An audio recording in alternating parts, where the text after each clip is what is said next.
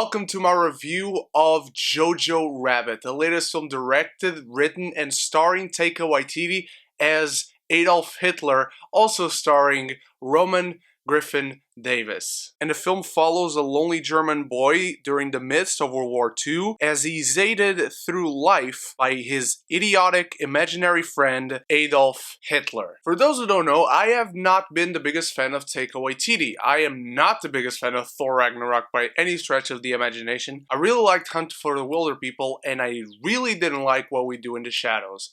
And I have just been surrounded by this love for Taika and for what he does. And as a person, he's just someone really cool that I feel I would love to hang out with.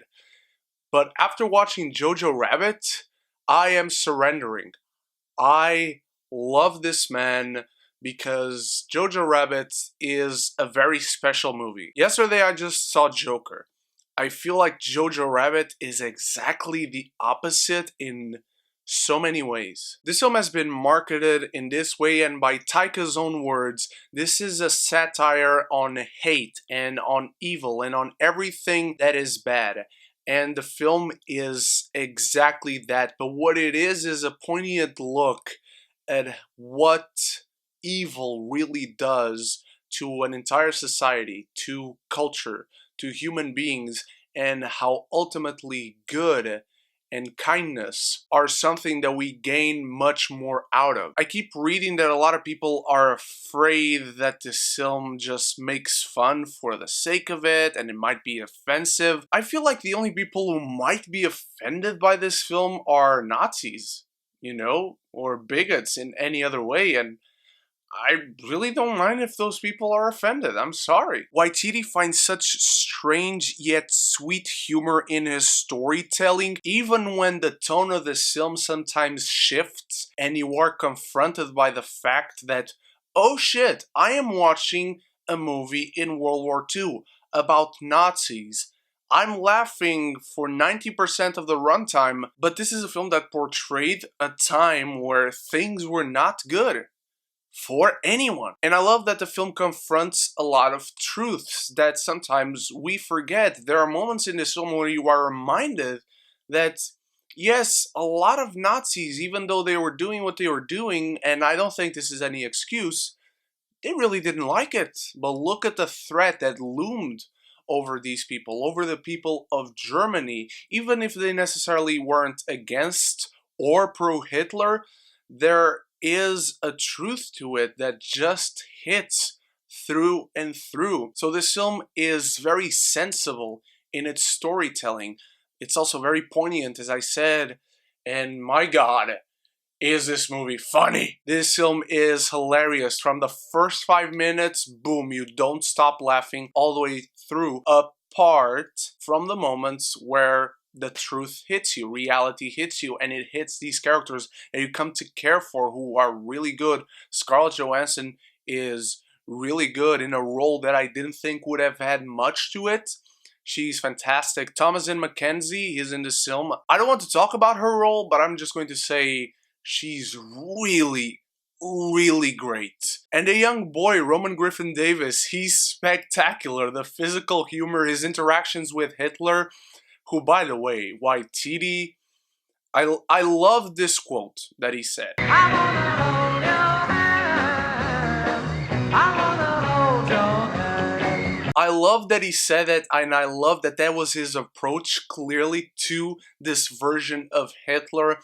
And people that might be afraid of liking this version of Hitler, remember, this is an imaginary version. This is the version that a kid raised in Nazi German is born to love. This is the person that he's born to idolize, to see as a god. So it's only normal that up until a certain point at least, he only sees Hitler as the best person alive. And I love how the movie deals with that, because there is a shift there. And these characters don't stay the same from beginning to end. There is a lot going on in this young boy's mind with a lot of situations that he is confronted by, good things, bad things, and he comes into his own. In many ways, this is a great coming-of-age story about this boy losing his blind nationalism and starting to think for himself, which was what a lot of people grew to do in that time period. I'm not gonna lie, for about the first half hour, this film was really, really great. A great comedy, a great satire,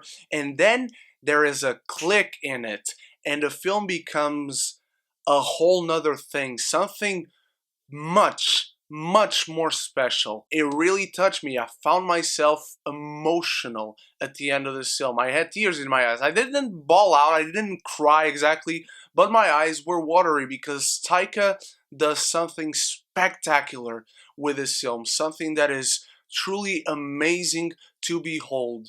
That in this day and age, he doesn't give a shit, but he doesn't give a shit for all the right reasons, and he's not going to be deterred by hate and by the evil things that society does or that society has already done. He doesn't give a crap about these people and their acts. He's going to make fun of them, and that's what he does, where he sprinkles in a lot of sensibility towards these real life events and these happenings. It's a dark satire that is meant to provoke and finds a way to make case for understanding this side and why good is ultimately the more compensating thing to do. I love the ridiculousness, I love the cartoonishness of it all, I love the absurdity of Jojo Rabbit, and I love that it actually goes into when matters turn a little bit more serious and create for a really deep and wholesome meaning. A minor issue that I have is that I feel the film runs for a little bit too long. I feel like an hour 40 would have been the right time. The film is 1 hour 50 minutes. It's not even that long. I feel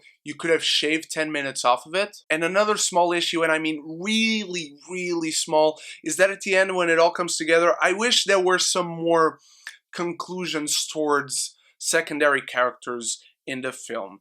What they do is fine, I like it, it's okay, but I just feel like I needed to see something more from them. I'm giving Jojo Rabbit an A-. Thank you so much for watching. You are the best. Stay tuned for more LFF reviews to come. I can't wait to bring my reviews for Marriage Story, Honey Boy, Le Mans 66, which I'm dying to see, Knives Out, and many others. And please watch the ones that I've already uploaded. I'll leave a link for the playlist of my LFF 2019 reviews at the end of this video. And so until the next review, stay beautiful, stay geeky, like and subscribe. It really helps me out. I hope you guys know that I really mean that, and I really appreciate every like and every subscription and every comment that I always get. But most importantly, until the next video, love each other and love the movies.